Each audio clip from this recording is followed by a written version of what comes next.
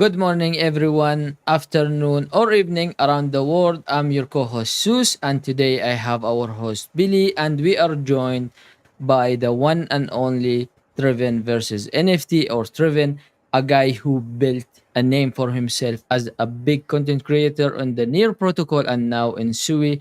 I'm very excited for this episode with Trevin. Good morning to you, afternoon, Trevin. How you're doing, man? Can you please introduce yourself? Yeah, no, I'm honored to be here. This is actually really great. I definitely do miss the key founders that were on the near team. So it's great to see Billy, Seuss. It's really just nice to be here and just kind of talk like with my journey. But yeah, I was happy to build a name for myself on near. I love creating content, and I know that there's so much coming to the gaming side on Sui that I feel like it was a perfect shift for me to move. Actually, yeah, it makes sense. We will talk about a lot of details today. We will talk about games as well. I know we will cover a bit of Valorant for our Valorant fan. I am a Valorant fan. I never played with Driven. I think I can't because there is a region lag in the accounts. But yeah, it's gonna be a great episode. Good morning, Billy. How you doing, man? GM from wherever you are.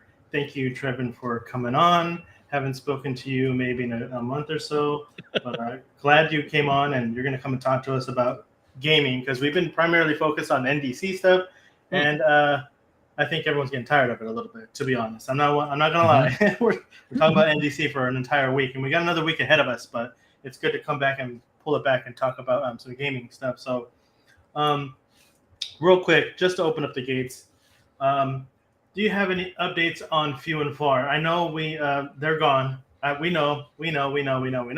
But is there anything that you can share? Because I know there's a lot of legalities behind everything, and we just kind of want to update because the last thing I think I saw was like a tweet from them. I think it was Taj, and he's just bullshitting us about releasing some tokens. So, did you hear anything? And you probably don't have contact with them, right? So yeah, no, for the most part with Few and Far, I feel like it was a really tragic way of how it ended, and I'm really sad about it because Few and Far was going to bring so much more into the near ecosystem, and someone just had to screw that up.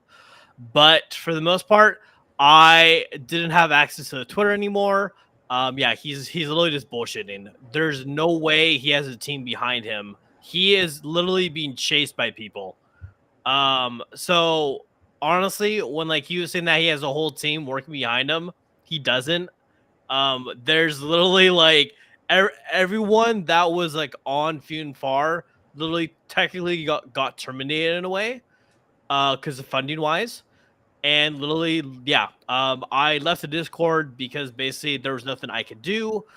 Personally, I would have loved to debug it, but honestly, I can't do that. I'm not a developer. I don't have the funding, obviously. But yeah, basically, Funefar is no more, sadly. And there's really, I feel like nothing more that you can do. I don't know how Near is even gonna try to maybe compensate its holders for investing so much money into the company. Personally, I wish I had more information, but it's been about 2 months for me. Yeah, literally, it was just like, yep, there's no more funding. Good luck. And for the first about a month and 2 weeks, I was trying to look for content or just a new job, and now I work for SUI. And I actually kind of feel like it was a blessing in disguise, but I really hurt for the near community because Few and Far, just like I was saying, had so much to offer, and I truly thought it was going to be huge. They had a great game plan. I thought the entire thing of trying to put gaming onto it too made sense, but obviously that never happened. yeah, it's quite a bit to take in for when it did happen, and I'm pretty sure some people want answers, and I kind of knew that you didn't have much information on it. I didn't think anybody really does. Dude, up and left with millions. So, Yep. Mhm. well, I'm glad that you landed in SUI and have a full time position still. Um, you've recently moved, and I was just feeling for you after that had happened. I was a little worried. You made a move across the states, and so you're settled in. You got steady income coming in, and so how's everything over there? How do you like it? Where'd you move to? Nashville? something like that? So I moved to Knoxville, so basically Knox. the smaller part of Tennessee. I actually like a little bit better because of the kind of the location of the hub. I'm like about an hour and a half away from three different states. In Washington, that would never happen. Like if I wanted to either go like to Idaho or like Oregon, it would have been 4 to 5 hours. So if I could go into a brand new state an hour and a half, like it's really nice. Um, and it's been, yeah, I was scared because I'm just like, I have no more income coming in. I was really banking on few and far. And then randomly, yep, okay, yeah, no more funding, so that's great. I was panicking. I honestly applied to 25 jobs on LinkedIn, and I never got an interview. I literally just got the standard. Oh yeah, we looked over your resume and you just weren't good enough. It's like, can you like at least personalize it? It was so obvious. And I feel like that's the kind of scary part with crypto and just Web3 is that sadly businesses can go bankrupt at like super like the next day, and no one expects it. Like even with like FTX for example, no one thought that would happen.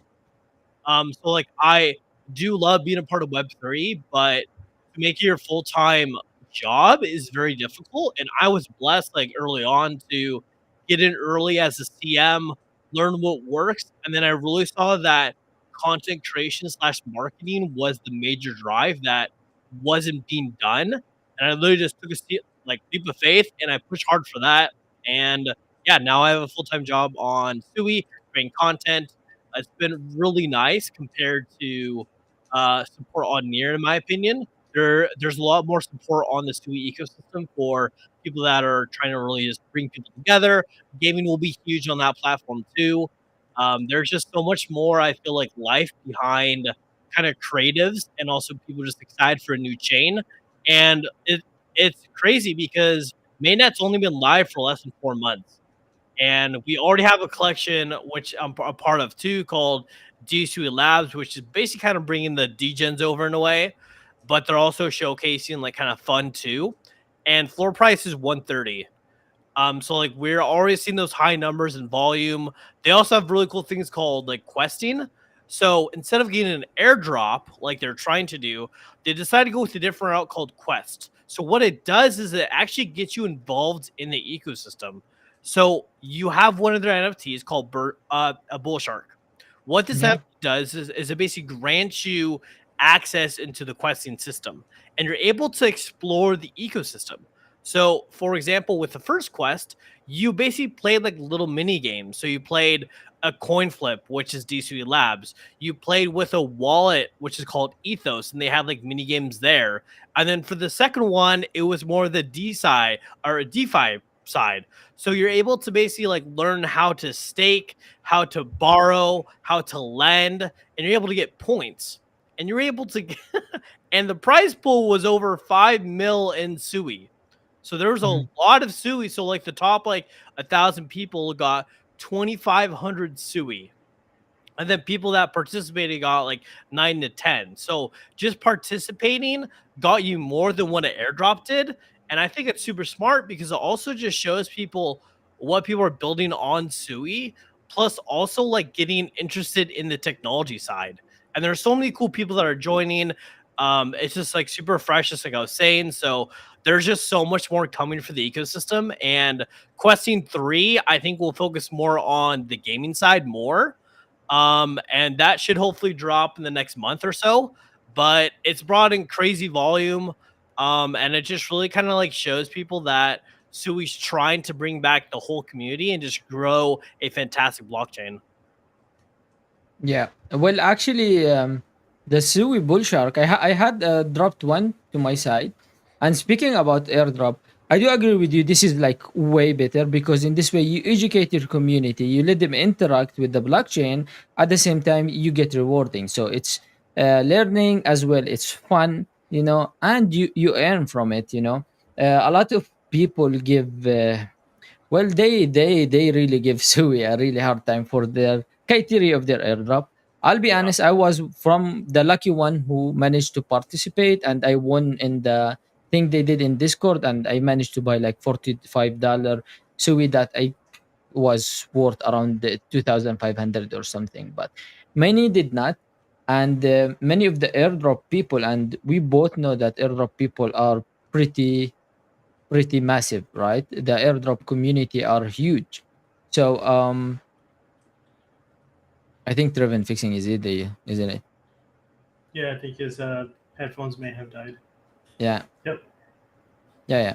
So speaking of this, strive away a bit, but yeah, um, the airdrop community is massive. I think that's the thing that, put a bit of strain maybe into SUI, and the economy side of it, and no, we should have got more, we should have done because we did the testnet. I really don't think people who's doing testnet much should be rewarded that like massive amount of tokens. Instead, I think doing. I myself like to hunt for airdrops. I do mainnet. I never touched the testnet, to be honest. I don't think it's worth it. But yeah, well, what do you think, Billy? Well, I think airdrops are kind of needed, like when you're first launching. I think kind of like reminds Mm. you of the play to earn bubble with gaming and stuff. Like it's good to get people involved, and once you give some people some rewards, others will come along. Like, hey, come over here. They'll bring their friends, they'll bring their Mm, families. They'll get involved somehow. It's better if they did it than they didn't do it. And then if they do an airdrop, exactly. it shows how many wallets have these tokens. So I mean, Yeah. it's good to get money, to get things started, to get things flowing. I don't think it should be done all the time, and that's what I'm talking Mm. about when someone drops their token, and especially like a gaming project. Like, does your game need a token? And then they drop tokens to people, and then it just goes to zero when because they didn't need them in the first place. There was no economy, and yeah, it doesn't make any sense. But at first, to activate stuff, it makes perfect sense. Whether it's a game, whether it's a token, whether it's whatever it is. I think it's good to activate people, to get people aware of what's going on and get transactions going, all that good stuff. But Yeah. I did not jump But on the SUI train, but do you know the I wish I crazy should part, that have. the crazy part is the airdrop community is like becoming huge and huge and huge and massive. And then when you look at a project perspective on, do we need to give that much amount of money just for like doing a testnet or something? And then if you do one thing they don't like, then the FUD start. Like, I mean, they have can create a trend in like literally hours. These guys will like invade Twitter to the max. Like, it's pretty big one. For the Shui part, I think what they did is right. If I was even the foundation, I would have like rolled back a couple months more than even February, But to be honest, at the start, many people got upset, and it was a lucky draw, guys. It was lucky, to be honest. It's just if you are lucky or not. But they compensate it for everyone who joined from the start. You get a bull shark, and then you get to participate. And I think I mentioned this in a video before. I was against the flip coins, but that's mainly for my religion belief things in gambling side, But thinking of it, you let the community participate and explore the ecosystem. At the same time, they get rewarded, they learn something, and it's healthy for the ecosystem itself, because you drive transaction, and you drive volume, and you get to experience what the ecosystem can give, right? And 5 million sui is a huge. I mean, I think also it was split to two pools, right? So Yep. 2.5 for the top leaderboard, and 2.5 for everyone who participates. So by like participating literally take you 3 minutes, you get free tokens for it. Yeah, Speaking of and the it's coin like flip, kind of funny, cause like I had no idea, like going off of that, and I was like, they're giving away 5 million Sui. I was like, this is insane. But yeah, no, it's kind of funny. But Billy was gonna go. Sorry. oh no, it's all right. I was just saying that I joined your stream. I think it was last week or something like that, and I won a couple tokens off your stream. That was awesome. I don't get to join a lot of the people I follow. I want to sit there and watch. Uh, people stream. I used to watch all the time, and now I'm a little bit more busy. And when I see people go start streaming, oh, I'm gonna join the stream, say what's up, and I don't get to. And then every once in a while I'll pop up. And you were doing was it Desui Labs, right? Yeah, yeah. Yeah, so you were giving away tokens, and you're having people flip, and if you won, you gave it to them. And I won a couple, so I think I won like 10 or 15 sui. I think I have 10 sui in my wallet, so thank you for that. I got to go flip it. It reminded me of that. So that's awesome. So you Yeah, do those streams often? yeah. So technically, I'm kind of like the new CM for DSUI Labs, and yeah. So going off of what Sus was saying, we were the first project to do the coin flip, and like obviously, like every blockchain has it. Like Solana obviously Yeah, yeah, started it with DGen coin flip, and every blockchain now has it.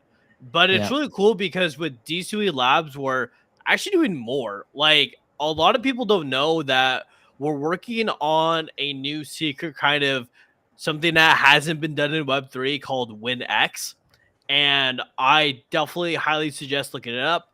On X, it's WinX underscore IO, and it will benefit the holders. And then also, we will be working on a snake style game. So, like the old school snake of just like playing with it, that will turn into a gamified game. So, we'll have the coin flip plus the snake game plus WinX and actually even more. So, they have really like put together a lot of time and energy to kind of like be better than DJing coin flip and actually do more, which is super exciting. Hmm. And they were also granted by SUI Foundation. And I will be honest, when I found out that they got a grant from the foundation, I aped in kind of hard. I have over 220. So my portfolio just the NFTs is looking very good. And then they'll also be giving rev share to the holders later on. But yeah, so what was it? Yesterday they averaged almost 7,000 flips in 24 hours. And for a chain that's sit under 4 months old, like I've said before, that is insane because like uh Degen coin flip is doing like 8 to 9. So like we're starting to catch up with them. And I was like, that is like insane numbers. And we also just put out like a dashboard. So like if people want to look like how many flips, what the average is, like our average is 15 to 20 SUI. And we also just added whale mode. So like you can do 125 SUI if you want to. So like there's a lot of whales that I feel like are coming from Matic. Because I feel like when Manifest Labs bought Gomies, which was kind of a big deal, that brought a lot of liquidity into SUI as a whole. So like there's a lot more whales. I feel like a lot more projects, and also Manifest Labs will be launching Cultured Cats, which is kind of a nice simplistic PFP. It kind of reminds me of what was it? Cats on Crack back on the day on Solana, but a more simplified, like actually it's kind of like Cats on Crack with like Famous Fox in a way. It's like that style, and it looks really cool actually. And they're doing a 10K collection, and I believe each one is $10 per mint, so it's not bad. And it's really just going to give more like liquidity into the ecosystem. And Manifest Labs really has a fantastic IP collection. They're on Solana, they're on Polygon. There's just so much more that they're bringing IP wise, and they're also working on gamified games over there too. So there's going to be a lot of cool stuff that will be coming from them with Culture Cats and also Gomies that they just acquired. And like Sui's just starting to heat up. So like I'm really excited to see more projects and more kind of content creators like find out about Sui. And then on the gaming side, that would just like really landslide everything into becoming such a solid chain for everybody that can kind of like want to figure out what blockchain technology is. Like, is gaming fun actually? And they're trying to basically make games that are fun but not too complicated. We also have a game called Panzer Dogs, and Panzer Dogs actually started on Solana. Now they're on Sui, and they literally have like over 500,000 wallets. And it's really actually easy to onboard because when you create a account through PanzerDog, it creates a Sui wallet for you, but you don't really see it. So they're onboarding people easily into Web3, but not shoving it down your throat like, oh, like you need a wallet to connect. And that's Mhm. the biggest turnoff for anybody in the space. If someone says a wallet, they're never gonna play that game ever again. So Yeah, I think that they have to have the zero barrier to entry on all video games. Nobody wants to have to create another wallet, and then you have to save your passphrase and all that good stuff. If you could just play the damn game, I yeah, think it'd be 10 times easier and to bring other people in, hey, try this game. And just like any other game you would play, traditionally, you just use your email, right? It's super easy onboarding. You don't have to worry about anything. But wanted to kind of talk about like more gaming. Like, how does if anyone watches this later on, uh, how do we get into it? Do you have any links to share? Where do we go? How do we onboard? What games are there? Are there any live right now that we can play? Um, Please share. Yeah. So there's a lot of kind of games that are kind of in the works for the most part. But my favorite one to talk about is Haven's Compass. So they're also just able to get on Epic, which is huge. So like Epic Games, I feel like really will be the platform to onboard the masses into Web3 gaming. Steam would never do that in my opinion because of all the truly degenerates out there. Like once they hear, oh, it's Web3. Oh, it's like the world's gonna end, which I kind of get because a lot of people did scam back then for all these games. But I feel like there's a lot more credibility now. And we've been seeing because a lot of these games are coming out now were funded like 2 to 3 years ago, and they're now coming out with games. So Haven's Compass is probably my favorite. It's really, I do have to say, it's very graphic dependent. So if you don't have the best computer, it's not going to be the best. But if you have a decent computer, you'll be like, this is insane. It's a really nice first person shooter. It's still early on. And we also have another cool game called Bushy, Bushi. And it's kind of reminds me of like a mixture of third person plus Overwatch. So you're basically able to play these characters. They also just added dedicated servers. So Bushy, I feel like will be really fun for SUI, and they're only kind of getting started. I want to play that game later on my streams. Then obviously we have Panzer Dogs, which is kind of like a more arcade slash cartoon style where you basically play as a dog in a tank and you fight against other tanks. And then we have Cosmicadia, which is actually really cool. It's kind of like Farmville in a way. And their collection is actually doing pretty well. And Lucky Cat Studios is who's behind it. And they're actually going to be doing a coin down the line. And I'll be working with Panzer Dog and Cosmicadia as a whole. So it basically kind of like goes for more the, I guess, kind of casual gamers or just want to kind of have fun again, but not worry about like spending too much time to level up.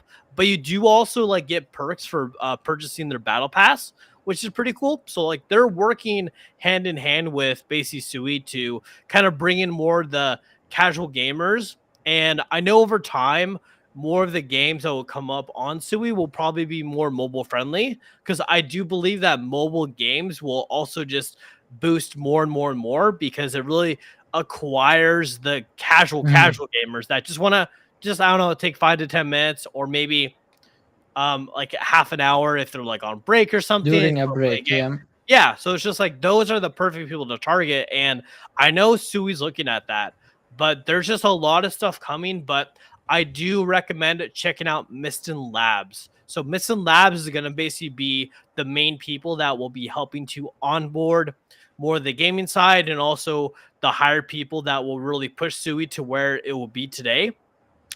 And they have a trailer out that there you see insane games that are basically behind the scenes, and they'll be also working on Quest 3. So they basically dropped a teaser that it'll be dealing with something with gaming. So I highly suggest looking at Missing Labs. They will basically be dominating and helping Sui just really push for the gaming side, but also just bringing more of the people from like everywhere, like Web 2, Web 3. So there's a lot, and we're really only getting started. So Yeah, well, the thing is, people always talk about Web3 games. Web3 games is not, we need the AAA games, we need like this, we need like that. Mhm. Well, I read a lot of articles from Estin Labs as well, and they funded, as you said, 330 million for games. We know there's a lot. I actually know, and I read about some of the games there. There is a lot of AAA games building on Sui, right? And do people always and many of the gamers say, man, Web3 games suck to an extent.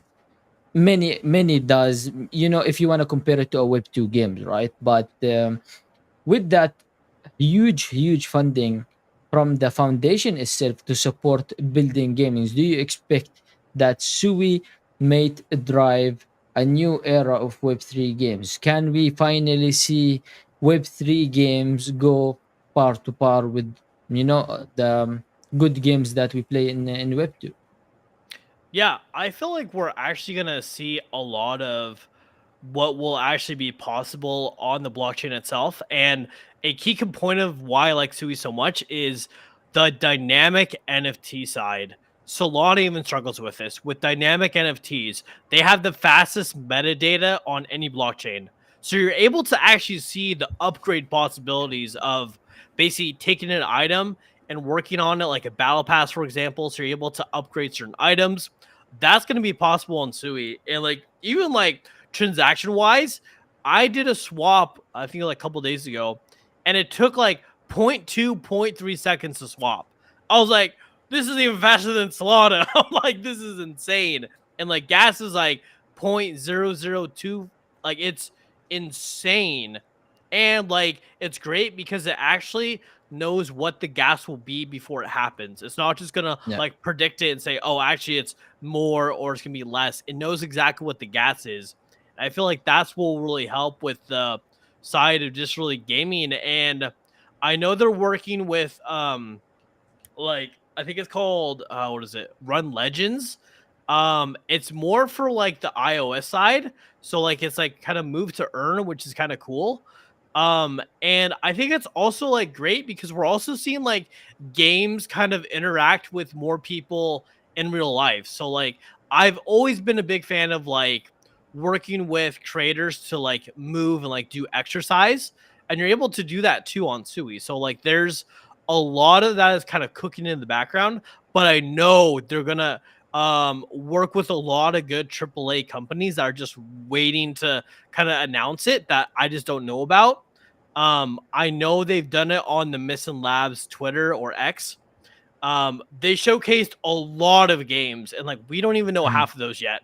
So I know they're in the background cooking, and I think it is good to have like a AAA game, but also like a casual game. I think kind of like in between where it's like casual and also like AAA, but it's like pretty fun. And I really feel like the multiplayer games will bring the most people in. So I'm just kind yeah. of waiting to see what will happen, but there's a lot happening behind the scenes that even I don't know about. So That's what I'm more excited for is dynamic NFTs with gaming. I mean, it makes a lot of sense. I'm surprised that Aptos doesn't really kind of use that, or there's not a lot of gaming on Aptos. It's because it's the same language, right? It's Move, right? yeah, So it's like why aren't they utilizing dynamic NFTs or pushing dynamic NFTs? And that's what a lot of people, as far as I know, are pushing with SUI is dynamic NFTs, and that's why everyone wants to be using it as the tech. I'm excited to see gaming. I want more gaming to come to more L1s. I don't really like wanting to mess with ETH and some of the L2s. They're not too bad, but especially ETH, we all know why. But um, so we've already talked about a bunch of stuff that I've.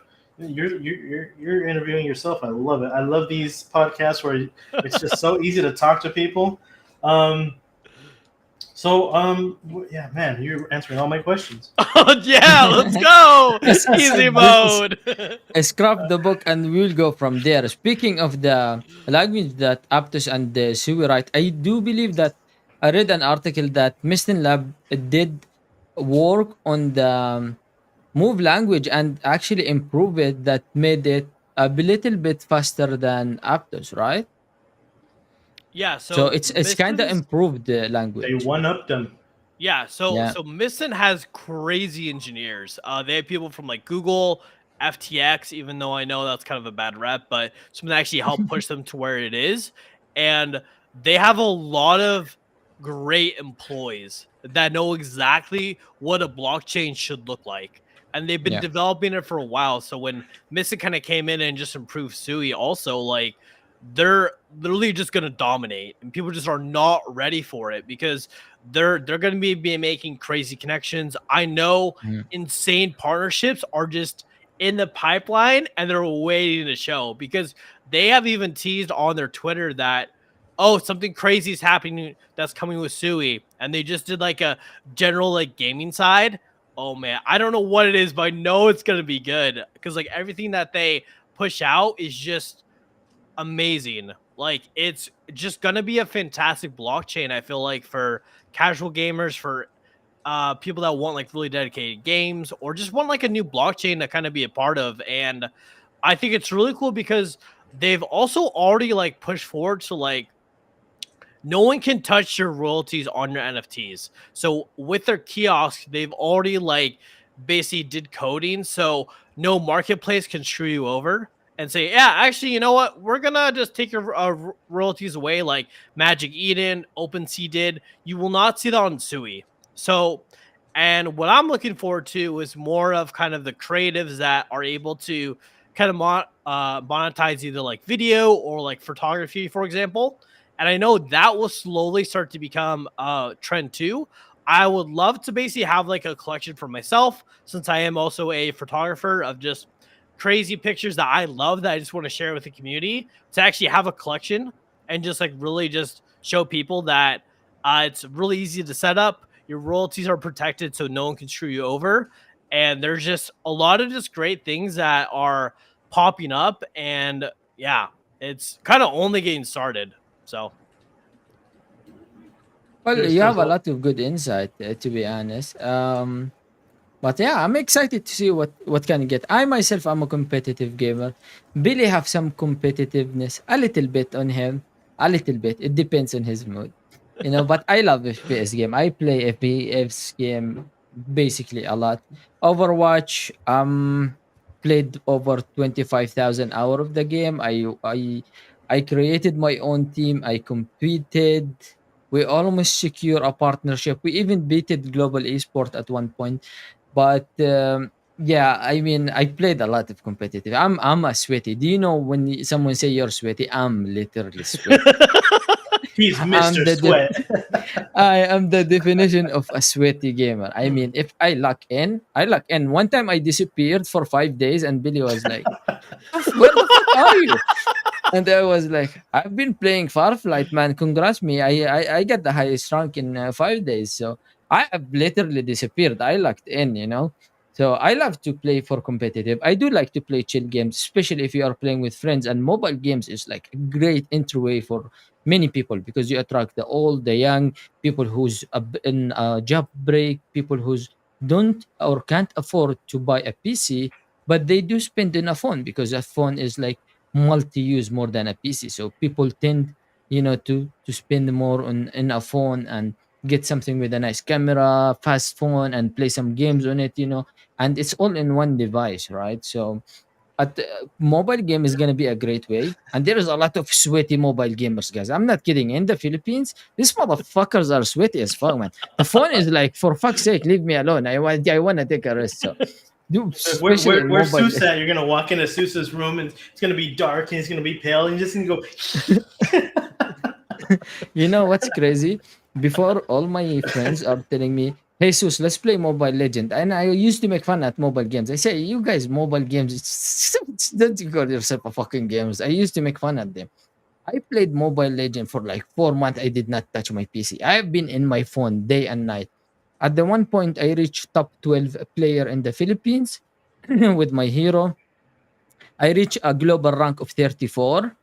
I'm the definition of really sweaty, man. I think there's a lot of mobile games that actually even can go to a part of a competitive games.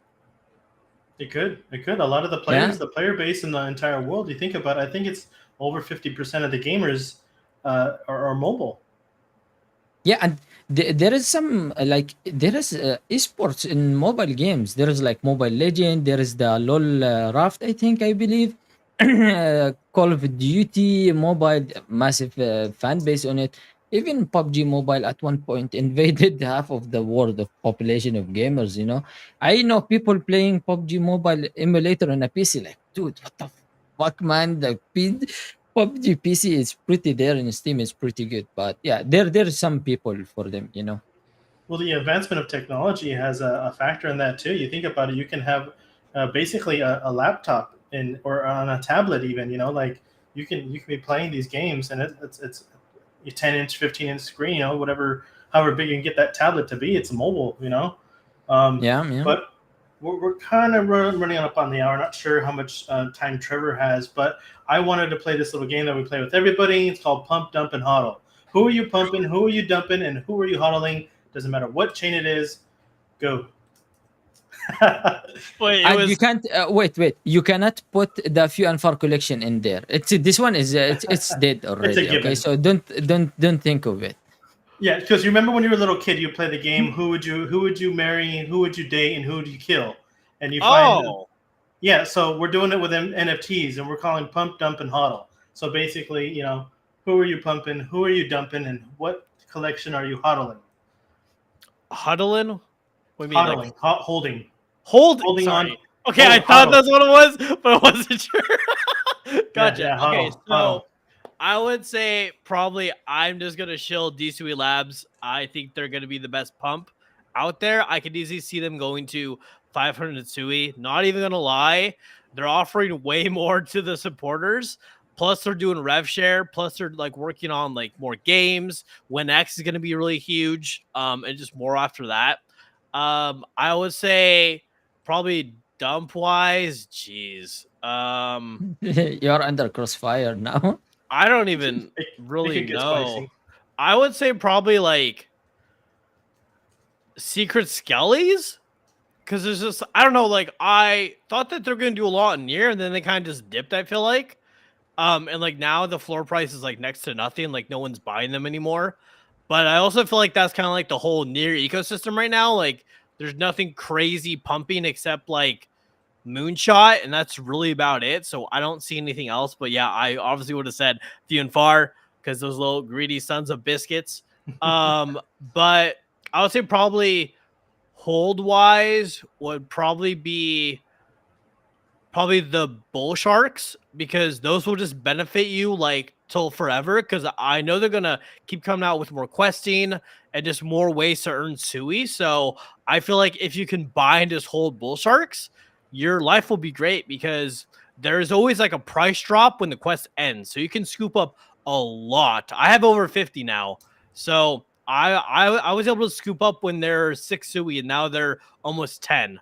So I'm just like you can really kind of play really good with like SUI ecosystem right now because it's so new. But yeah, I guess that would be my answers. It's always fun to see what people say and they don't expect it. But Yeah. yeah, that's awesome. So another thing I'd like to ask people, whether you're a gamer, a KOL, or a founder, a dev, whatever you may be in the ecosystem that's involved in gaming. So if you had a limitless amount of money, it wasn't a factor, what type of game would you build? You have all the I money in would the world. You have no limits. I would say probably like a first person shooter. I've always just I don't know, like I started on MOBA, League of Legends back in the day in 2012, and now I've just been really consumed with like BattleBit, Valorant, like those kind of fun games are just like really unique. And I feel like I would literally just have like a first person shooter, but then also just make it like different varieties of like game modes. So like you would basically be able to like kind of like do either a third person mode, you could do first person mode, and then also like have like kind of abilities around the map, kind of like Valorant in a way, where you're able to like pick certain things up that you kind of got to achieve in a way. And then also just create a full on like marketplace online to kind of have that like CSGO style where you're able to like really have fun opening cases or like loot boxes and just really kind of like tone in on the gaming side, but we wouldn't have a token. And I feel like that's what actually would help a lot because a lot of the times these projects create random tokens and they obviously just get drained instantly. So we would basically work with either like USDC or like a debit card so you can like purchase it. And just kind of like bring back like fun gaming in a way, kind of like I guess a style of like Black Ops 2 or Black Ops where it was not so crazy or I just want it to be simple. So like it would just be kind of like more simplest where you basically just had a couple guns you would start out with, but then around the map you'd actually be able to pick up guns that would be kind of enhanced. So like teams would fight over certain like areas to get the better guns. And then we could do like capture the flag. We could do team deathmatch, search and destroy, and just like turn that into like a really fun like esports. I've always been like an esports fan, and my goal is to basically have my own esports team, and then like dedicate like a actual like business to it, where I would basically turn a business into half an esports tournament slash like bar cafe. So people could basically go there for like coffee, they can go there for like a drink, but they can also host tournaments there and actually just play games. So that's like my crazy big vision, which I would like to accomplish one day. But obviously it's kind of tough right now with the US economy because everything's flipping 20 times expensive now. But yeah, I definitely have a lot of big hopes and dreams, but we'll see. I was about to say you thought about this before I even Oh, I asked have. he, you. thought, he Oh, thought, he thought. I Oh man, Trevin, before he go to bed, he's thinking of it. He's like really planning it. But I think the cafes you are talking about, I think they are very famous in Southeast Asia and Yep. especially in Korea and Japan. These cafes, man, you can literally live, game, eat, do everything on it. I know some people even use it as a small motel, because it's basically give you everything. And it's crazy how the gaming culture actually evolving. In terms of esport, though, we saw many organizations now struggling, and many organizations are just pulling out of esports because it isn't profitable as it used to be. The problem with esports and organization, they need to make their money somehow, and the way they make money is sponsorship. But the thing is, you look at some of the organization social medias, YouTube on Twitter, these guys are not, they are barely hitting thousands of views, some of them, and they are like big orgs. Unless you are talking about like Sentinels, for example. Okay, these guys can pull numbers, NRG, for example. Yeah. But yeah, the way you make money is sponsorship, and the problem is sponsors are getting out of esport because they don't see any benefits in terms of marketing in esport as it used to be. I think we are still new when it's come to like esport organization and how they make money. It's very, very new, I think. And later on, there will be finding interesting way that Overwatch, for example, Blizzard went for, partnership, and as well as, Riot went as well with a partnership. So you basically, get into them with a partnership. You will be there forever playing in their uh, tournaments as an org, and then tier 2 can like come in as a guest for like 2 years, and they will start creating like for Valorant, they will create a skins for them, and they will be able to sell it inside the game, and that's a revenue share for them as well.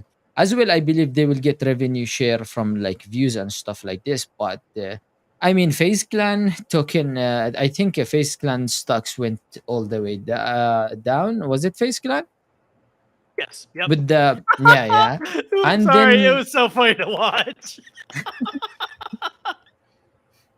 Okay, I'm sorry. Okay, keep going. did you watch XQC stream and he was thinking how he will ape into FaZe Clan stock and Yeah. just buy the whole company?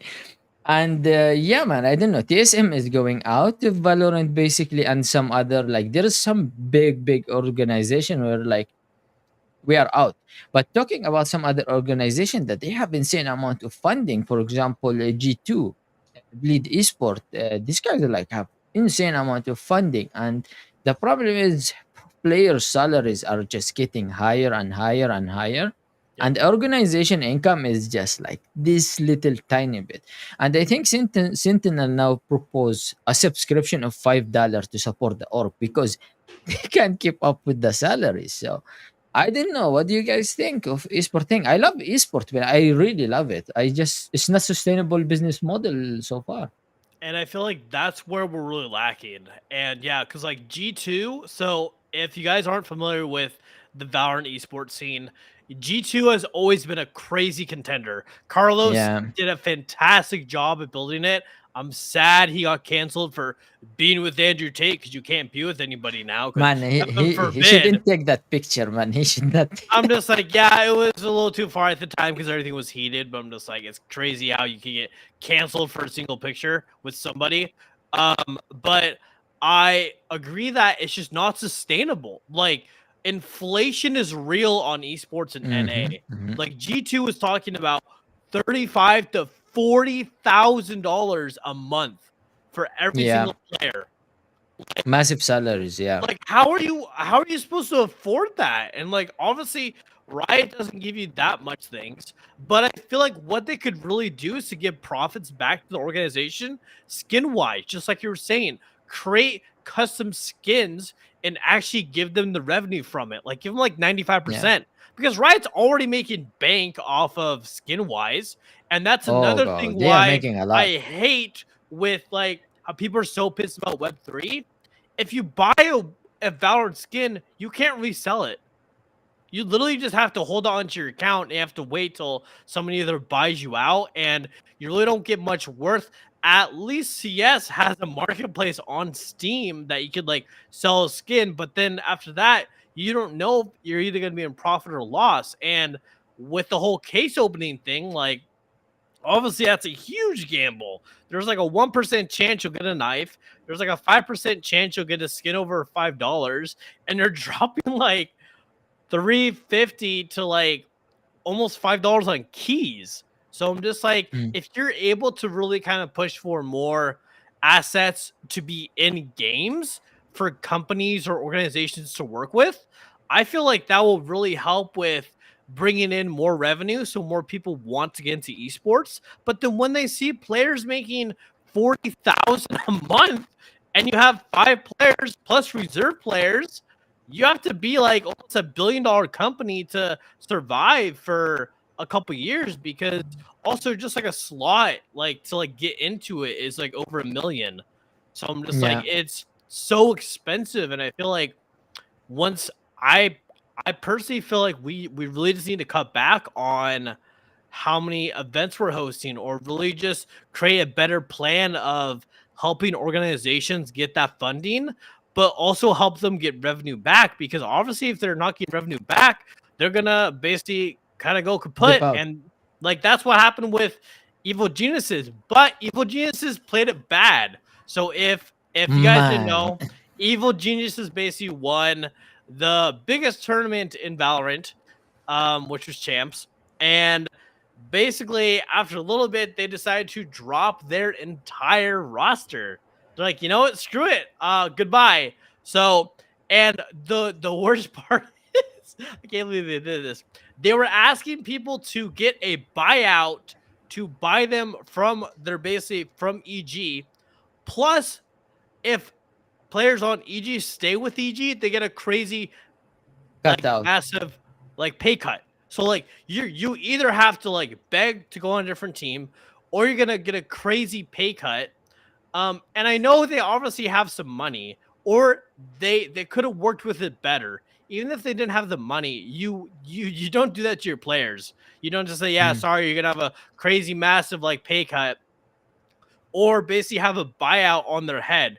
There shouldn't be a buyout. They should just be able to transfer to another team, find other players to work with, find a new organization. But that's what I think we're starting to see more. And I feel like that's what sucks with like NA Valorant or like NA esports overall. Like you see crazy roster changes because everyone's always shifting. People have more money, people have like more things to offer. So it really just kind of depends on like which organization has more money to get the better players.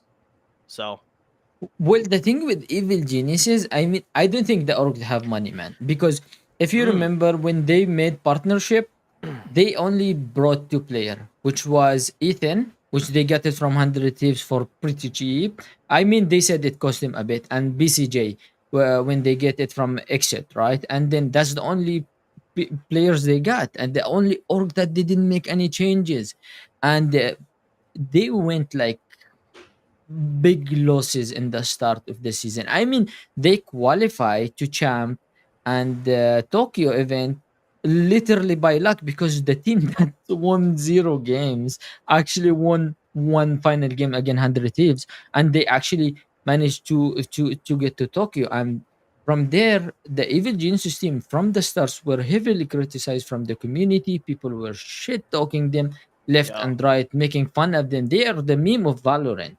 And imagine going back from all that thing and winning the champ. I mean, players did work so hard for it, and now you are telling them, Well, you're gonna get the league minimum, and the league minimum is like 50,000 a year. That is like 7,000 a month. Like, are you serious? G2 now buying the guard, I Yep. think, uh, giving salary, as you said, 30 to 40,000 per month. And then the crazy part is Riot removed them from partnership because of Andrew Tate video, and who they replaced them with? Cloud9. Cloud9 Yeah. Inter, right? They bought EA, and he was like the highest player back then. I think his contract was like $1 million. Imagine. And then they drop him after 2 months because they don't have money. And now the org literally disband the whole team because they don't have money, and they are hiring pro players at league minimum. Like, how do you remove G2, who's an org can really sustain with a very strong economy, and then put a C9 who can't even pay their players a salary? Like, it doesn't make sense. So there are some orgs. I mean, let's say Optic. I mean, they also have a lot of money. You know, Optic. They have a really good funding, and the team was like dominating for like 2 years in the pro scene, and they were like, "No, ma'am, we don't want you. We don't like you. We're gonna get somewhere else." Like, partnership didn't make sense for me. I mean, the I think companies need to start like finding way, as you said, to give money for the orgs, and that's by like giving them share revenue from the tickets, giving Yep. them share revenues from the views, from the partnership there. Like, the orgs need to make money, or man, no one is gonna stay there. No one have that much money. You are talking about three, four from like 50, 100 of orgs that actually can sustain good money. You know, the rest are completely broke. Even since Sentinel said, we are broke. We need $5 a month to sustain and pay our Yep. salaries. And they are like massive organizations. So, yeah, I mean, it doesn't make sense. To be honest, I think Valorant like make 15 to 20 million a bundle from a bundle skin, man. Like, come Oh, on, guys. easy. Yeah. Come on. Like, give the org some money, you know? Um, yeah, man. Speaking of Valorant as well, but the, what do you call them? The tier two, they all Oh, are they're out. getting screwed over too. There is no benefits. Yeah. They are saying we are out. We don't want to play. There's many orgs said, hey, thank you, Valorant. We can't even, if we make partnership, it's only for 2 years, and we are not allowed to make skins for ourselves. Yeah, you guys don't give a fuck about us. Why I will pay that much money to get into your partnership, and it's only 2 years. Like, it's 2 year guess. Okay, why don't you the teams that have been in the pro scene and they are doing nothing, won nothing. For example, like MBIR went 1-12 or 1-11. I don't know. Their score was like It was terrible. terrible. This Oh, they're guy should be trash. out. This guy should be booted out and get one from the replace them. There should be some competitive, but no, we want to work with certain org. This is how we want it to go. Pretty centralized, in my opinion. I'm sorry. I mean, I'm a huge fan of Valorant. I know you are, Billy. I think he doesn't like to play FPS. I really try to let him play I, Valorant. I'm just not into that type of game. I don't play Valorant. But please go Man, ahead, I don't talk know. about it. But yeah, I think orgs are getting out. We saw big name org are basically out. Let's talk about DSG Toast. Toast is a content creator who tried to bring something to the pro scene to Valorant. He created a team. He got. I mean, it's pretty censored now, or I would have said the whole words. But that guy lost over $1 million just to create a pro team. Imagine, man, he lost all his money for a creator team, and Valorant just don't give a fuck. Like, they don't care. Yeah, it's really interesting to see with Riot Games being so big that they won't really even help support more of the creator side of like being excited or like wanting to get in esports. Mhm. And they play favorites hella hard. Like Oh yeah. like obviously with like G2 we saw how they pushed them out and brought C9 in. I'm happy because I've always been obviously a C9 fan because I have C9 on me.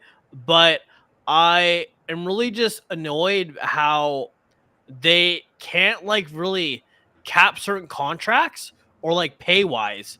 And like even for like tier two, you are paying like $5,000 to $10,000 a month for players that will probably not even get the VCT. Like their their whole tier two system, they literally said it's not sustainable. We do not care. Good luck. And then the whole thing with the guard where they didn't sign the contract in time, something's off. Something doesn't make Yeah, sense. There's no way that they don't just sign it. Like I don't know. There's more to the story that we're just not hearing. And I will tell you. I Yes, I will tell you. Sorry to cut you off, but no, go I for it. think the guard have saw the contract of the partnership contract, and they said we're No. not gonna make any fucking money there. I'm Yeah. out. I'm out. And if not for the Valorant community, these players who grinded for a year will never have a team because they don't want to put them in a team. They said, "Well, congrats for winning. Unfortunately, choose a better org next time. GG will play." That's basically what they wanted. But because of the backsplash of the community, well, they said, "Okay, we will allow you to find another org that will buy you out." And I think the players get lucky with this because now they can earn a lot of money. And it's surprise, surprise, it's G2 coming in with massive, massive salaries, right? So I don't know, man. I don't know. It bothers me how Riot was totally fine, which is saying, yeah, actually, it's fine if we don't have another team. You're okay with that? With the players that grinded for that long to then basically just get screwed over? And I'm just like, oh my gosh, it's very I love Valorant esports. Like obviously, like I'm like a big It's fan of it pretty good. too. Yeah. And I love watching it. Like obviously I'm not as sweaty as you are. I'm like a gold pleb, but I have a lot of fun like watching the streams, learning and just like rooting for a team because I was never big on like football or soccer or like the or even like basketball. Like esports and video games just like really spoke to me. So I would watch esports instead of normal sports. But to see all the craziness happening with esports, how players are getting screwed over, organizations are pulling out because they can't make revenue, Riot just does not care about you at all. Like it's just terrible, and it makes sense why not more people are getting into it because they also just can't have a revenue share. Like there's no revenue coming in from dipping out 20 to 30,000, even 40,000 per player for a year. Like it's just it's not sustainable. And until we see more sustainability, we're gonna see more people just dip out and never join esports. What's scary is like even like Riot themselves, they said we don't give a fuck about tier two. That's why Yeah. teams were like, okay, then I'm out. Thank you. The thing is, what I'm scared of is the partnership falling apart because the organization can't literally sustain it anymore. And if Riot doesn't find a way to give a revenue share for this organization to start making money, you're gonna see organization that can sustain like Cloud9 getting out of the partnership. You will see Evil Geniuses getting out of the partnership. There is a lot of orgs won't sustain the crazy amount of salary. We are talking about league minimum 50,000. This is league minimum, guys. That is still pretty big salary for the player. You are playing each player 50,000 a year. Okay, and that's without the coaching staff, that's without your facility rent, that's without electricity. Like there is a lot of things you need to pay, tickets, buses, transportation for players, from visas and all that things. And this organization, if they don't make money, then they're gonna start pulling out. Riot is gonna try to bring different partnership, and it's gonna go for like couple years until there is couple orgs that actually in there. And you can see like good massive good players that they did not sign contract so far. For example, FNS, one of like the OGs, known 15 years, he's a pro player, big name on CSGO, big name in Valorant now, which he said, I want to play, I want to create my own team, but the organization can't have this money. Many organization I think will go with his offer because he created Envy team, and then later on they merged with Optic. But this team, the one he created, dominated 2 years. In CSGO, he was kicked out from his team, and he created a tier two team, made all his tier two fighting, and went all the way until he signed the team in a major. Like, this guy know how to build something, you know. The orgs will be jumping on it, but you will look and you will see, really, he did not sign. That's the organization that doesn't have that much money. So yeah, man, I don't know. I think they need to start thinking how to benefits the orgs pretty good. Yeah, I feel like it will definitely take a lot of time, but I feel like Web3 can actually help with that a little bit with more of like kind of owning certain assets and actually Yeah. like giving you rev share back to the or organizations. Like I was saying, if they had some type of Web3 where you're able to do a marketplace to actually buy community made skins, like, oh my gosh, it would be so much more fun because you have Yeah. badass people on Twitter making all these cool skins, but no, can't do that. Like, look at Fortnite, for example. Fortnite dominates with that because they do community skins. You can like do links to earn some money and like work with Mhm. players. Like, Epic Games is literally just gonna destroy more and more companies, and I feel like we're gonna see them succeed more. And Web3 really helps with that, with bringing more of the community assets together. And yeah, Sentinels was struggling with revenue; they had to do their $5 pass thing, and I was like, this is legit just like a Web3 collection. Like you own an They are NFT. they are the face of Valorant. They are Yeah, literally the organization, the face of Valorant, you know? that started it And they all. can't Yeah. they can't make money. Like, how crazy is that? Like, come on. Dude, UGC. Did you see the Fortnite creator thing where you can create your own island? Yeah, it's amazing. I mean, if people are creating the UGC. People are creating the levels for you. They're creating their own skins. They're doing all this stuff. You're having your players create the game for you. Like it's a no brainer. Like let the people make their own skins, their own levels, their own maps, whatever, and you can reward them. Like if you make a great fucking level and everyone's playing it, and then you give them a cut of if whatever generate whatever the money that comes in from those levels or skins or whatever. I mean, it only makes sense. It's Web3, and then with Epic Games, they're putting you look at certain games, it'll just say right there, blockchain NFTs. I Yep. mean, I think Valve is going to regret not looking into blockchain technology, and they're trying to be greedy about it. But once people start fucking with UGC and creating their own stuff, and people are making money off of it, and it's not even like a pump and dump deal. It's just, hey, I created this stuff, I created this map, everyone loves playing it, and it's going to get everyone else involved. It's going to be a bigger thing, other than what Steam and Valve is doing, where they're just taking all the money from everyone. It doesn't make any sense. That's when everyone's going to jump ship, I think. Oh yeah. No, it's and I am happy that we saw like Mr. Beast test the waters. Like even though stuff was a little weird with the contracts, now people were pulling out because it was blockchain technology. I think it was cool how he was like testing it, and I'm just like, it's there, but people just aren't ready for it. But even when you just like talk to people about like owning your own assets, like why is that so hard to to understand? It's not a hard concept. You get to own more and actually do what you want with the assets that you buy. Like instead of just like buying a skin and like for like on League, I've had my account since like 2012. I dropped $1,500 on skins because I was hungry. I'll never get that back. Like the most I could sell that account for is maybe 200, but no, like it's money gone, like money that I invested, and I feel like that's what we're gonna start to see. Even though like play to earn is kind of mixer, it's But you kind of got a entertainment value.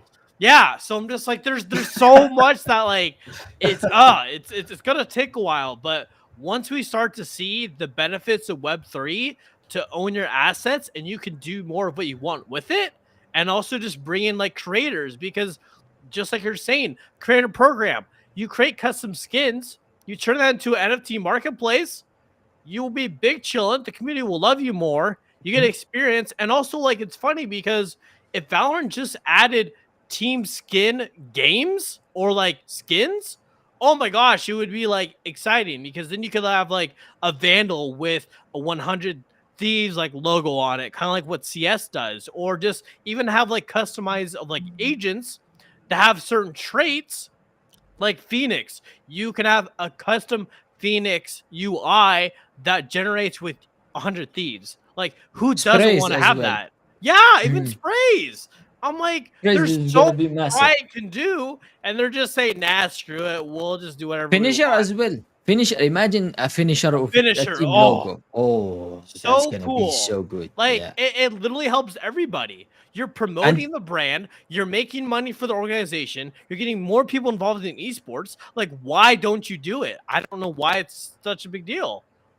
imagine it's an NFT and it's a limited skin. Yes. And then later Oh, on, how much it will be. And you know yeah. what? You as a company, you want to make money. Okay, lock in. Let's say a royalty fee on each skin is being sold forever. Okay, get a 10% share of it. Yeah. Man, you're 10% gonna share. make so much money with skin that are range skins that will be worth thousands of dollars. You will be How getting so dare much money you? for it. It's too logical. I don't know, man. They're I just really doesn't make sense. the world is not ready for it. Did we No. talk about Creator League and all that stuff going on? You see that? Yeah, no, I was dropping out a little bit with Mr. Beast. Yeah. Creator League I feel like is it was interesting to see because we really got to see how people didn't understand it was blockchain until someone said it. And once blockchain got or NFTs mentioned, the whole project we can put everyone was backing out. It's like, no, it's not for us. And yeah, we just aren't ready for it yet. But it gave us crazy good exposure. Like I honestly feel like it was good. So Are you guys getting any what are they called? Feastables or something like that? What are they called? Those Mr. Beast things that came with Feastables, that? yeah, yeah, Feastables, Feastables. yeah. chocolate. That's what people are asking. I think it was Spike. He goes, "Well, am I still gonna get my Feastable?" Are they good? I Does it taste good? Did anyone of you taste it? Does it actually taste good? have no idea. I haven't actually had it yet, but everyone I've talked to says it's actually better than Hershey's. So But I'm more of Cadbury guy, but Hershey's is pretty good oh as well.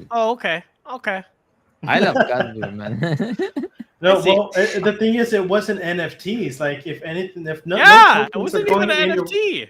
what they said it's a very minimalistic on blockchain. Basically, transactions were going to be on the blockchain, Yep. and everyone's like, "Oh, you're selling us NFTs." This is wait, what token do you have in your wallet?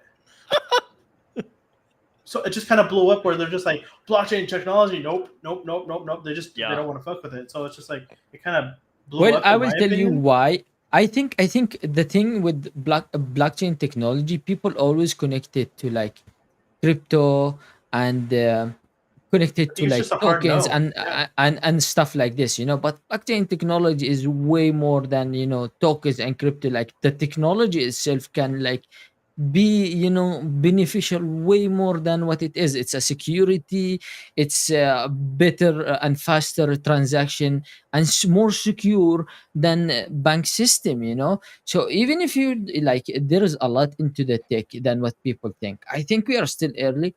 Web3, blockchain technology, I think all of this is way too early. We are like way ahead. Probably our kids will be the one who will like reap the benefits of it, and will be like the guys who's old. And I really can imagine, same as our grandmother now go to the bank and withdraw money. Web3 and you know, blockchain is at some point will be like this, where maybe our generation will be old, we will know how to use it, and our kids will be like adapting to the technology fast. We are very early, man. I'm sure we are very early. Like once that mass, like once people understand it. But how well the government will control, I don't know. I said it before, I'm not against government monitoring and controlling it in a certain way. You know, you can't have it like fully controlled, you know. I think you need to think of as well, how to eliminate the bad part of it, which like money laundering and all drugs money and all of the things. But once you monitor these things, like once you find a way to monitor it and then keep everything as it is. So I'm really not against regulation, to be honest. In some extents, like in Philippines, there isn't much regulation about it. But you know, a good balance where like people, government, and everyone can benefits from this technology. Yeah, I just think people are not ready for it. People don't understand it. People are afraid of what they don't understand. So something pops up that's good they don't know anything about. Why would you sign on the dotted line if you have no idea, never touched it before, Mm. never created a wallet, never bought an NFT, never traded any crypto at any point? As simple as using like Coinbase or any type of like trading whatsoever, you're just not going to want to do it. You don't understand it. Why would you do it if you don't know what Yeah. it is, right? So I just think most people, I think people keep bringing it up recently where they're like, do you know like less than 5% of the world owns crypto or some shit like that? Like we're just way too early. I just think everyone who does understand it is pushing it, but at the same time, there's that risk factor that we're talking about. People rug and people lose their money. People kind of gamble. Um, it's a lot to take in, and if you don't understand it, why would you do it? And I think when it comes to gaming, it's just always a hard no. We saw that with the Creator League, and everyone was just like, I don't care how much of blockchain technology is involved with this. I don't want to have anything to do with it. And this guy's like, hey, I fucked up. I didn't read it. They didn't read it. Obviously, you didn't read it. If you're gonna get sponsored to do something, and you're playing video games and say, oh, cool, I see that number, and then maybe later on have a lawyer or whoever your advisor look into it later on and then find out. It just goes to show people don't pay attention to what they're signing, and when they do understand things, and even though they don't understand the underlying under it, it's difficult. And I just think we're just too early. It'll happen. I think everything we talked about earlier, how everything's going to be like a custodial wallet, and you're not even going to know blockchain technology is going to be there. Kind of like what Sweat Economy, Play Ember. I'm pretty sure a lot of other chains have a lot of stuff going on. How you're talking about the SUI labs. Yeah. There's just a lot of stuff going on in the background where you just go, you create an account, and you use their product. And once that's pushed across the playfield and everyone got that all coded and ready to go, people go and use your product. And if they like the product, they're going to use it. It's as simple as that. They got these Candy Crush games coming out, and people from big companies making and moving into like blockchain. Square, Ubisoft, there's a bunch of other big companies that are just spending hundreds of thousands, if not millions, of dollars investigating, or I would say researching, how they can utilize the blockchain. Square already has a symbiogenesis. They're dipping their toes, and Ubisoft. There's a bunch of big companies coming, and once they're able to onboard the masses in a lighthearted, easy way for people to understand, where it's just not ruggy, not scammy, and there's nothing for anyone to be afraid of and to use these products. That's when we'll see more of mass adoption. Everyone's talking about onboarding billions or millions. I don't think it's going to happen anytime soon. Within the next few years, I'm hoping that it's going to be just like, bam, it's just going to hit us, and we're not even going to see it coming. I'm pretty sure that's how it's going to happen. You're going to see like spikes in transactions and all kinds of crazy stuff and real, in life usage of the chain. And yeah, it's going crazy. Like we seen recently with Kai or Kai Ching or whatever the hell that's talking about in the background. That they got Near is getting all types of transactions. Like the discords are dead. There's no mints. There's not much going on, but they have the most transactions, and you got to ask yourself why. And if it's real life, use cases, it might spark another run, or when the run does happen, they'll be ready. Who knows? But once it's in the background and nobody knows about it, that's when we'll start seeing stuff. But we're rolling up on an hour 15 now. Trevin, before we go, I did want to ask this a while back, but we were just kind of going with the flow, and it's been a good conversation since.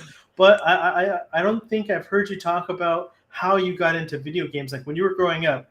I think I did once, but I don't remember. But how did you get into gaming? How did you get this passion for gaming and content creation, all this good stuff? I want to know a little bit more about you and your passion for what you do for a living now.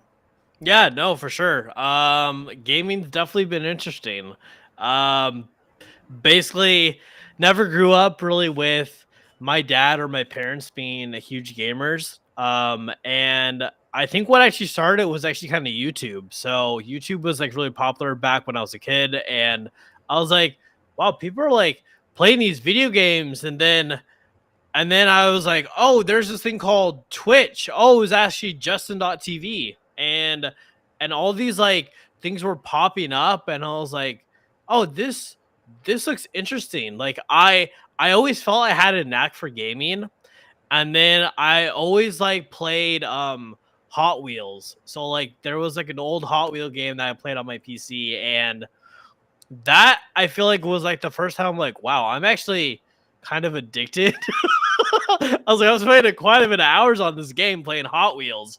I think I And played then it. it was so simple. It's literally just a racing game that you just play with your Hot Wheels, and you would just literally compete against other people. And then like back in 2012, I basically saw this game called League of Legends on the in Target, because like at Target, that's where you would look for games. And literally, I was able to get the League of Legends basically disc back then, and League of Legends like really got me hooked. So League is what brought me into esports. I didn't even know what esports was till like 2014, and I was like, "Whoa, these people are professional game. What the hell is that?" I was like, "Okay, that makes zero sense." And then I literally was like, "Wow, they're raking in quite a bit of views," but back then it was like, I think it was like 5 to 10,000 for like league events, and now like when league hit the prime, it was like over a mil, and I was like, holy. And then I literally just like got really involved in like League of Legends. I kind of started to pursue like a streamer. Uh, a little bit more about me. So when I was streaming on Twitch, my followers were known as the hookers. So I basically played Thresh 24/7, and I was a Thresh main. So obviously he has a hook he throws out to hook people in, and I was like, "Yep, you're part of the hookers now." Bro, it was super fun. I actually almost made partnership on Twitch, and I decided to leave because obviously I was spending too much time, and it was also during high school, so my grades definitely fell quite a bit because I didn't care. So like I was getting like C minuses, like it was terrible. I literally couldn't even get like I think it was like a 2.3, 2.1. It was pretty bad. I was literally just making it by at also a private school. And my parents were paying for it, so definitely wasn't the best. But yeah, then like kind of after, I've just always been a big fan of esports, and kind of then like joined blockchain technology, and I've always had a knack for kind of content creation. So I used to create like vlogs back in the day with like my early days of learning photography. I did like vlogs, just a bunch of fun stuff, and kind of put gaming on the back hold to really try and pursue like photography and videography, that side. And then literally this year kind of sparked my interest again, where I've actually been posting gaming content. I've been working more with like Web3 games, and it really just feels like I'm starting to find that passion again of just like when I first started to see League of Legends. And that's what I see with Web3 gaming, is that there's a whole new technology that we're able to use for gaming to really make it the best it's ever been for gaming. And yeah, hands down, goal is to basically create my own esports organization, and I can understand revenue funding so I can actually sustain it. And then also start with just like small teams, have some fun, actually give people a chance to be that stepping stone to get to the pro scene. And then also own my own business where I can host tournaments. I can literally just make coffee. I can serve people drinks if they want to. And that, like, once I hit that, that will be my dream. Like, I want to have my own business. I want to help people that get excited about esports, like have watch parties and just like really enjoy what esports is all about, and people that are new to it. And it's great because we're starting to see more people be excited about esports. So I Yeah. love esports. I love gaming. I truly do believe it is the future, and we're starting to see more people shift to that instead of traditional sports, because it's a little bit different for more of the people that are more reserved, or don't go outside the house as much, like myself now. So I'm in my house 24/7. You're But looking a little pale, sir. I definitely am. Don't be afraid of the sun. I'm scared of the sun. I'm Casper the Ghost. So yeah, no, it's good though. So Yeah, well, I think the man, when was this? This was a few years back, where someone was talking about esports and like traditional sports, where it was on TV, and I think it was in a bar somewhere, and I was with my dad, and he goes, "Oh, why is someone playing video games on TV?" Or so he didn't understand it, and I'm just like, "Dad, that's esports," and he goes, "What?" And I was like, "Yeah, people play video games for sport, and people are professionals, and they make more money than I do. They get paid quite well to play these video games. They're really good. They're skilled players."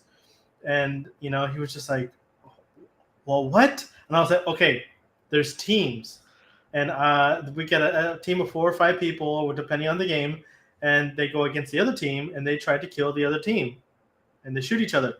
Because the extent of his knowledge for video games is very small. I think my mother used to play like Zelda back in the day and stuff like that on Nintendo and stuff like that. So kind of that's how me and my brothers got started. We had a Nintendo.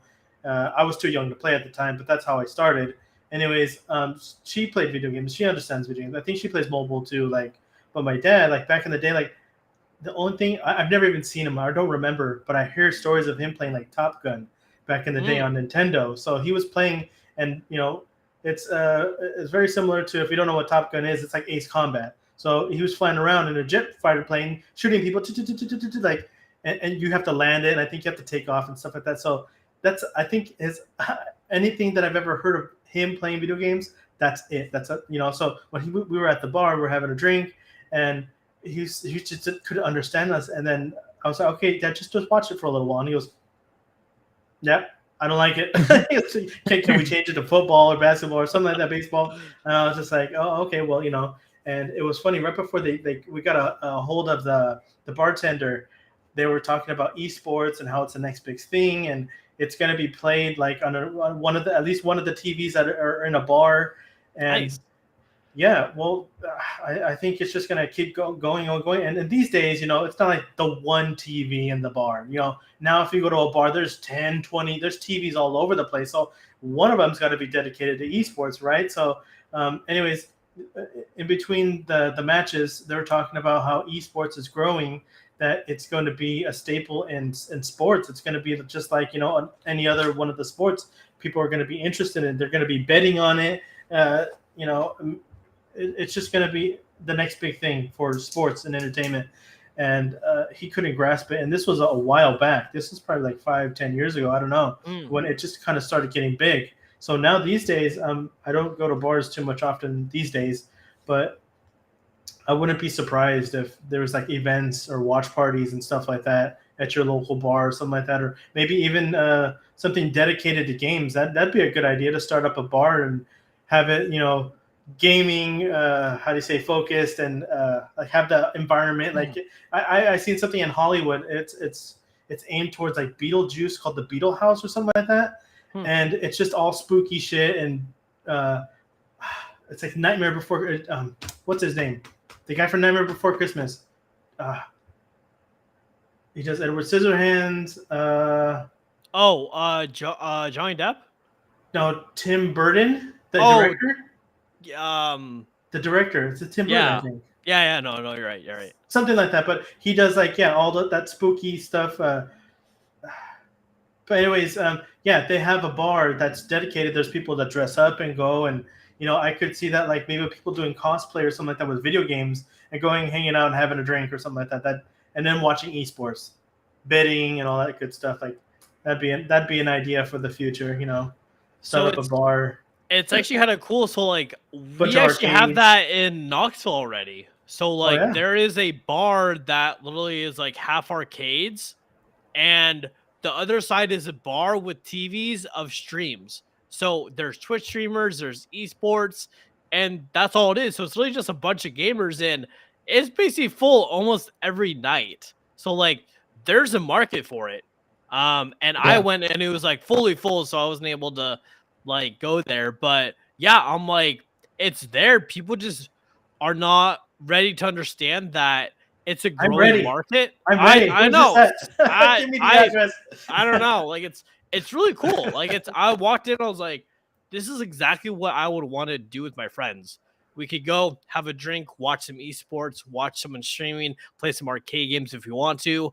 But I feel like if you're able to like actually sit down at a computer and play PC games, that's where you get the best experience. So like yeah, so like in Asia, they're very good at that of doing these Local gaming. tournaments. Yeah, like Asia's obviously better at that than us. I don't know why it's so hard to grasp in the US for some odd reason. So I don't know. Well, back in the Man, day, like, it's go ahead. funny if you see how many there is so many because I live in Southeast Asia now. I live in Philippines. And man, I'm telling you, these guys are cracked with games. These guys play games all day long, and you can see local tournaments. Do you know we have something we call barangay, which is like a mini police area where it's like let's say you live, for example, on New York, and there's like a province of New York. So these guys will have like a department. That's what you call barangay, which they manage the people there. And these barangays are hosting a tournament for the entire city or for the entire area on their area, and with pretty good prizes. You know, with like a prizes that people can get like really good prizes. And there is a school video games tournament in the Philippines. Each school have a Valorant team, for example, and stuff like that. Like this thing is very well adapted in Southeast Asia. They consider it as a sport as well. I mean, if they have in real life meetups and they do something like Shardog is doing, where they're just getting everyone to create wallets all the time, and they don't know what they're doing, they're just playing the video game, and like, or just have if like we said, it's working on the back end. Hey, create this account. We'll have a local tournament. You can win some money, make some real fucking meaningful play to earn. I don't mean sit there and grind and drain this project to zero. I mean show up, like really show up and play this game rather than say, hey, I'm going to make a Smurf account. I'm going to have my brother and sister, brother, uncle, everyone create an account for $5 and we're going to go party on the weekend or something like that. Like actually show up and actually have gamers play these games, create an account, they creating wallets. You know, we're pushing the chain. It makes complete sense to do this. And I wish I had money. I wish I had money. I'd so do it. I'd so right. go buy a bar right now. Well, honestly though, if you're ever in Knoxville, I will be more than happy to bring it to you. You would love it. I think I would. I would love to do it. My dad is actually buying a bar right now. I'm trying to convince him to install some arcades or do something like that. Yeah, that'd be And awesome. he's in Portland actually, just like probably south of Portland. So it was near. I think when I used to live there too, we actually visited Washington. You know, and I think it was like a 3 hour drive, but it's Portland and Seattle is pretty close. It's a 3 hour drive, but you know. When you and I think the Nico and Jump team, they're from somewhere there, Washington and stuff. It's like, oh, I have family up there too. It's pretty far because I'm like in the LA area, so it's probably like 1,100 miles away from me. But you know, he's buying a bar, and I'm trying to convince him to put in arcade machines and stuff like that because over there, real big is gambling. So it's just like it's ran by the state. They collect the money and all that good stuff, and they just pay you out every 3 months or so, like every quarter. So it's just gambling machines. Everyone's going in there, hanging out, drinking, playing the video slots and video poker and all that stuff. And I was like, Dad, you got to put some video games. Trust me, if you spent like a good like 4 or 5 grand on a good machine, people will play. There's a lot of people that grew up playing video games these days. It doesn't make sense back in the day when he first got into like back in the day when I was a little kid, he was a bartender for a while, and to have like video poker, it made sense. But to have video games, like he don't see it. And I'm just like, dude, put some fucking video games in your bar. Trust me. You know, you could do QR codes and credit card payments and stuff like that. You'll make a few bucks. I'd at least pay off the machine. I mean, I think so. But you know, a lot of people these days grew up with video games. You know, when I was young, like not a lot of my friends had video games. We had to go to each other's houses.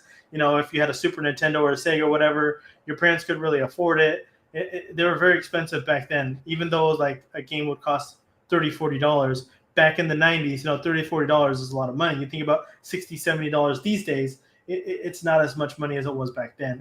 It's a little bit cheaper these days. Most people play it. But I think we covered everything we wanted to talk about and then some. Real quick, I wanted to show our Shard Dog link that you can get right here. made by yours truly. I've been messing around with pixels for a bit. If you scan this code right here, you'll get this. It's from Shard Dog. Shout out to Ready Layer One and Joe and Jared for making this for me. It's old school. It's like Super Mario 3. I animated it and threw in the GM Gamer in there. So if you scan this, whether you're watching live now or you're watching this later on, go ahead and scan this. It's free. It'll create a near wallet for you. And then once you claim it, it links you back to my Twitch. Or Boneyard Gaming Twitch, whatever. So Trevin, if you have anything, and Seuss, if you wanted to say anything, some closing thoughts, what you're bullish on, whatever you want to talk about, go for it. Well, thank you, Trevin, so much for joining today. It was a really refreshing podcast. We needed a little bit break of NDC. We have been talking about NDC forever, but yeah, it was glad to talk with the gamers and understand, and talk about their gaming perspective and all of that. Really appreciate that time. Uh, I really had fun, to be honest, and I hope many of the people here, either gamer or not, learned something new today. Yeah, no, I'm happy I was able to come on. Happy when he sent me a message, hey, you'll go to a podcast. Like, it's been a long time, but I love podcasting. So yeah, it's gonna be really fun to just see SUI grow as a whole with blockchain technology and focus on gaming later on, which I'm really excited about. So I definitely hope to see more people over there, so we can really just kind of bring Web3 gaming to more of the masses, but don't shove it as Web3 games, but just gaming overall. And I feel like we're getting close. But yeah, I feel like with what Billy was saying, that once we just see it, it'll just explode. Like, all it can take is one game. And we saw that with a couple times where a bunch of streamers were playing a Web3 game and they had no idea. So I feel like it's definitely in the right direction. And I'm really excited to see just more gaming and more people excited about gaming and esports. So Yeah, thank you very much for coming on, and we'll stay in touch. And I'm pretty sure Seuss and I are pretty interested in the creator program. We are one of the creators, Ready Player creators and Ready Player DAO. That's kind of shutting down or just been at a crawl. There hasn't been much bounty. So here and there we'll win 100, $200 and stuff like that for bounties. But I think a creator program where you say, hey, we're going to push this, you're going to get this much money, and you help push your games and I would say the blockchain technology and all that good stuff. But we definitely been interested in that. And thanks for coming on. We're going to close it up. Thank you, Seuss, for co-hosting.